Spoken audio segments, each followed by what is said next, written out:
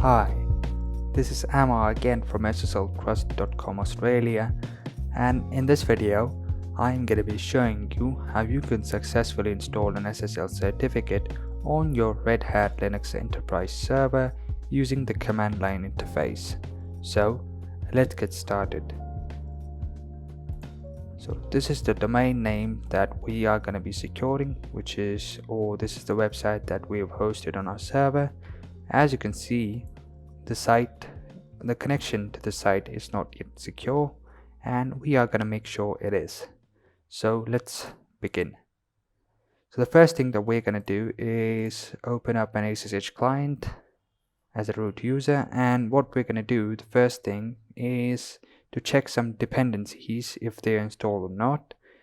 You can find the written guide in the description of this video and type the commands for yourself to find out, but we have already installed them, so we are going to move on. Step 1 is to generate a CSR and a private key with OpenSSL. So basically, a CSR or a certificate sign-in request is nothing but a request initiated by you, the client, to the certificate authority, which contains all the necessary information such as the domain name and any business details which are stored in a hashed form. On the technical side, it also contains the public key which will be signed by the certificate authority and returned to you in the issued certificate. So this was a brief introduction to your CSR. So the first command that we're going to type is sudo OpenSSL request new key space the RSA. We're going to be using the RSA 24-bit hashing algorithm for this one. This is the bit length, and -nodes -key out. Then we type the default SSL output directory for HTTPD, which is /etc/pki/TLS/private, and let's call it server.key, which is the name of our private key, space. Now what we're going to type is the output -out for our CSR or our certificate sign-in request. So -etc/pki, the same directory, -TLS/private, and let's call it server.csr. Click on enter, and we're good to go. Type in the 2-letter abbreviation for your country, the name of your state or province, the name of your city or town, your organizational name, the organizational units such as IT, and the common name or the domain name of your website. Press enter, and finally your email address.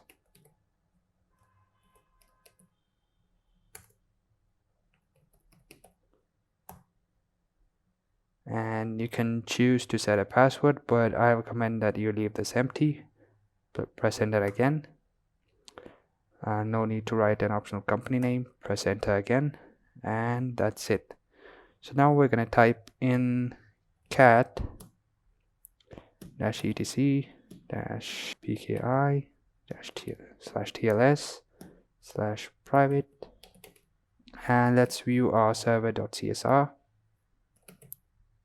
Press enter, and this is your certificate sign-in request. You can keep this SSH window or this SSH client open and copy this from the very start to the very end, or you can save this in a notepad or in a text file for later use. Okay, so step 2 is to order and configure our SSL certificate. So basically, I'm on the SSL Trust homepage now, and we need to order an SSL certificate.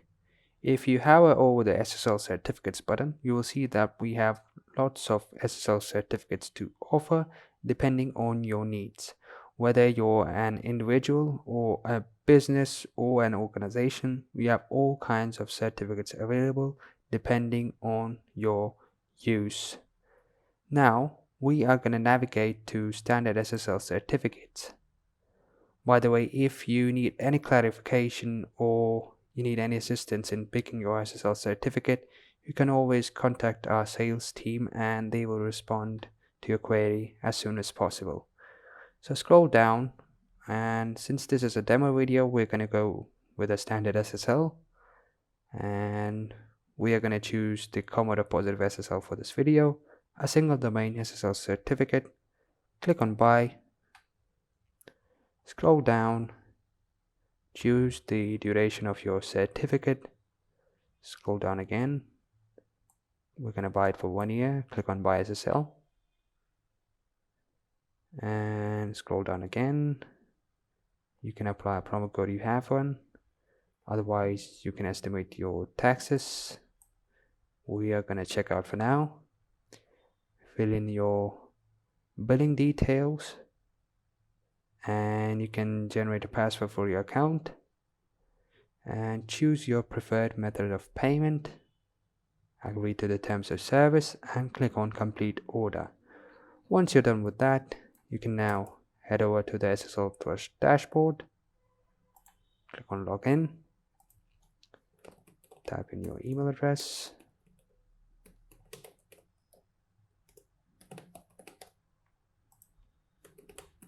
and your password.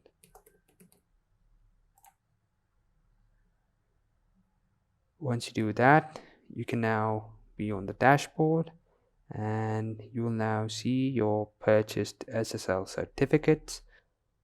Now you can click on your ordered certificate and click on start certificate configuration, or send this URL to the person doing this configuration for you. We're going to start certificate configuration for now. Scroll down and paste in your certificate sign-in request. We're going to copy this real quick.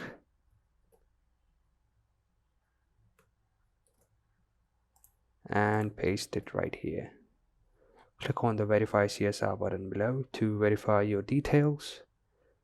And as everything looks good, we're going to proceed with selecting our server type. You can choose Apache or other, depending, because we're going to use the Apache web server to display our web pages. And you can click on next step. So fill in your details here.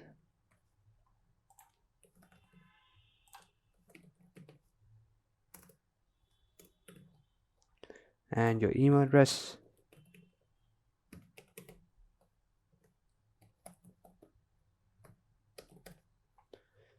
And if you're the admin and you have a technical contact doing this for you, please fill the details here. Otherwise, we can click on next step. Now comes the important part of our process, which is domain control validation. So basically, you need to prove to the certificate authority, which in this case is Sectigo, that you own the domain name and have complete access to it. So you can choose one of 3 methods. The first is the email method.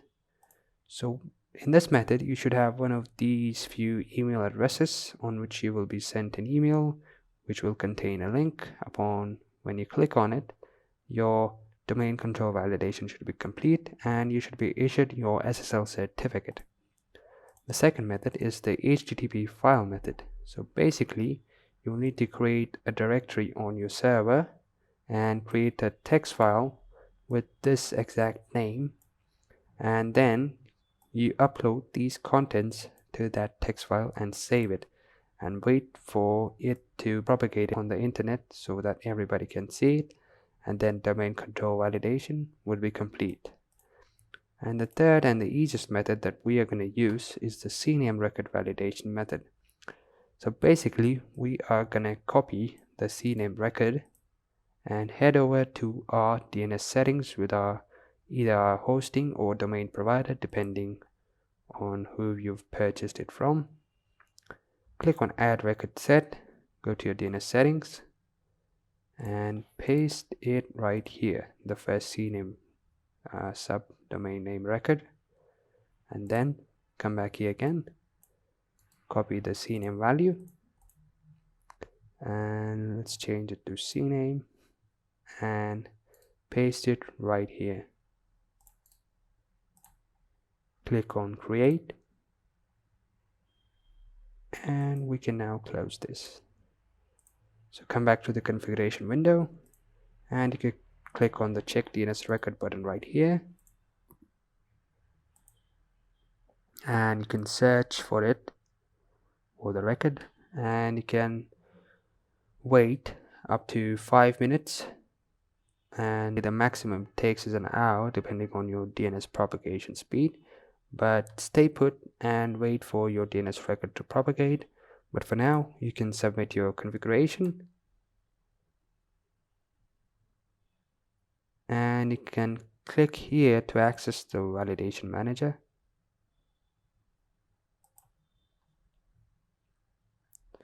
So our DNS record has propagated real quick, and as you can see, our domain control validation is complete. So we can close the DNS checker and this domain control validation manager here. Head back over to the dashboard, click on the services, and you can click on the manage button right here to now collect or download your certificate.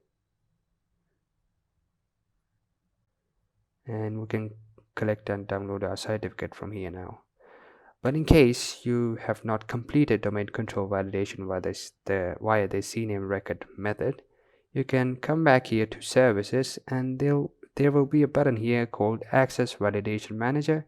You can click on that and then again resubmit your domain name validation, the domain control validation. Select your method and click on resubmit.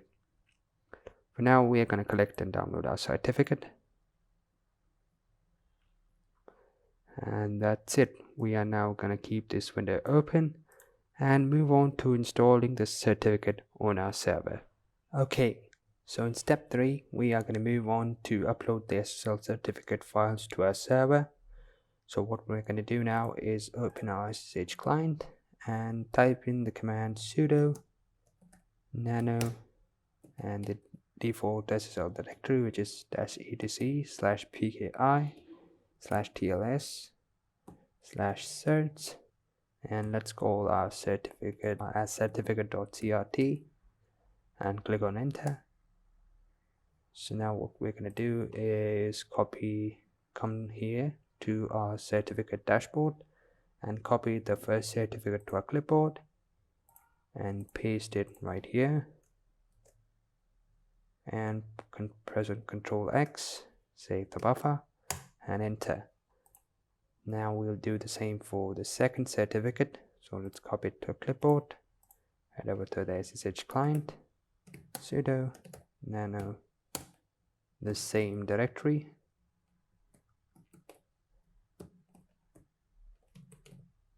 and let's call our intermediate certificate as intermediate.crt. Press enter. Now, it is recommended that you install your intermediate certificate on your server in order to minimize the chances of users facing security errors when coming to your website. And paste the certificate here. Ctrl X again, Y, enter. And we are done with uploading the SSL certificate files to our server. Okay, so in step 4, we are going to move on to configure the HTTPD SSL parameters to make sure that they fulfill our requirements. And we are going to type in the command sudo nano/etc/httpd/conf.d, which is a directory, /ssl.conf, which is the default SSL configuration file for this web server. Click on enter, and we're gonna change a couple things here. So the first thing that we're gonna change is scroll down and scroll down again. We're gonna change the SSL protocol support. So what we're gonna do is, I have a notepad file with me here. You can find these commands in the written description of this video. This is just for reference. So we're going to copy this, come back here, and we're going to block all the SSL protocols. We copied the cipher suites first, so let's do the cipher suites first. Go back, and we're gonna make sure that our web server uses the latest cipher suites available, and we're gonna paste it right here. Scroll up again, and now we're gonna change the SSL protocols. Let's reject all the SSL protocols and make sure our web server uses the new ones. So we're gonna copy the SSL protocol and paste it right here. So this is gonna use all SSL protocols except SSL v2, SSL v3, TLS v1, and TLS v1.1. And this is just a list of the AS256 algorithms, which are the latest ones and are in use nowadays. So now we're going to change the file locations for our certificates. So the first change that we are going to make is scroll down again and find the SSL certificate file. We have it under the same directory, default directory, but name is certificate.crt. So change it to certificate.crt.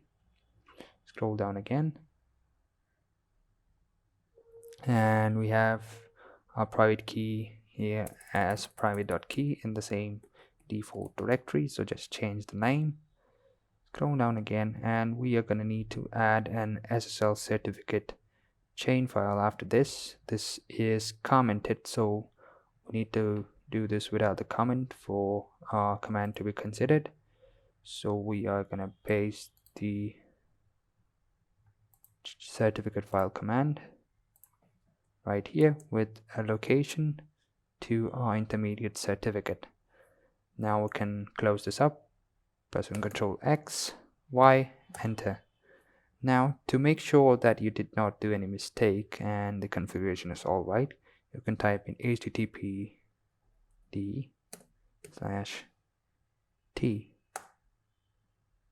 and there is a syntax error which we are gonna correct.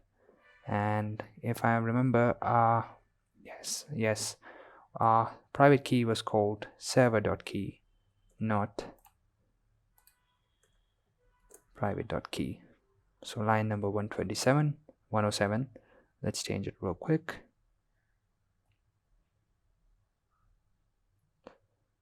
Scroll down,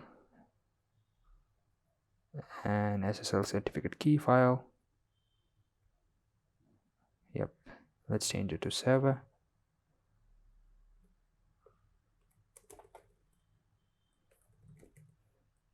Control X, Y, okay. Type in the same command, httpd/space/t, and the syntax is okay, and we have successfully configured our web server according to our needs. Okay, so in the next step, or step 5, we are going to configure the httpd virtual host, which is the main configuration file for the Apache web server. So what we're going to do now is type in the command sudo nano/etc/httpd/conf/httpd.conf. Press enter, and now we are going to scroll down to the virtual host location. We are gonna, this is the virtual host container, find some empty space, and we are gonna open our notepad file for reference. Make sure you change the certificate and the key file locations, and we're gonna change yourdomain.com to our domain name. You can find these commands in the written description of this video. So we are going to copy this and paste it right here. Press Ctrl X and save the buffer, and we are going to move on. Press enter, And that's it. Okay, so now this part is completely optional. We can add the service and the port number to the firewall if you have it enabled and configured. So the command to do that is firewall -cmd --permanent --add -service is equal to HTTPS. Press enter.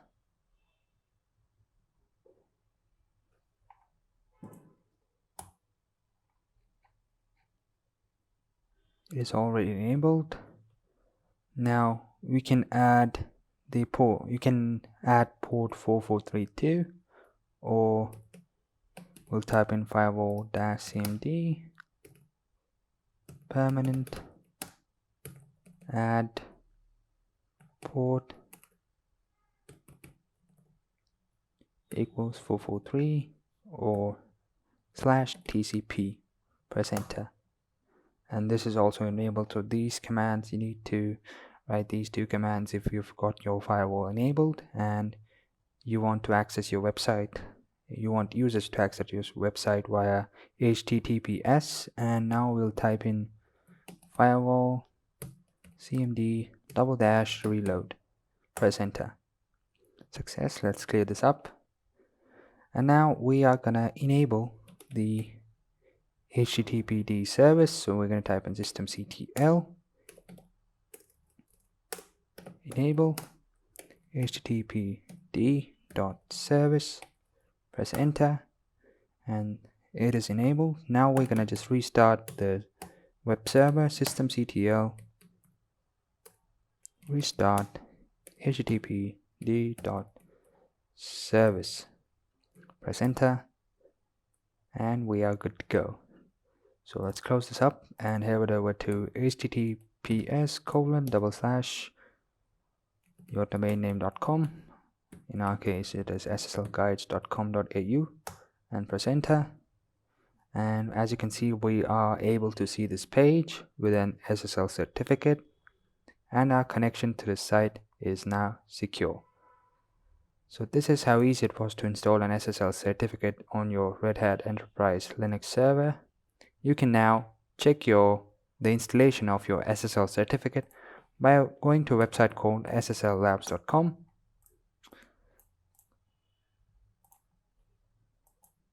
Now we're going to copy your domain name with HTTPS. Click on the test your server button, scroll down, paste it, and click on submit. And let's clear our cache. Okay, so it looks like we're done with the SSL Labs test, and we have got a rating of A, which is quite good. If you scroll down, you'll see that the older versions of TLS are disabled, and we are using the strongest cipher suites,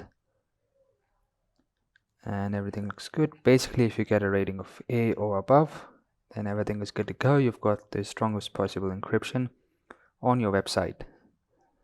Now, if you were easily able to install your certificate, please like this video. If you've got any questions, please put them in the comments below.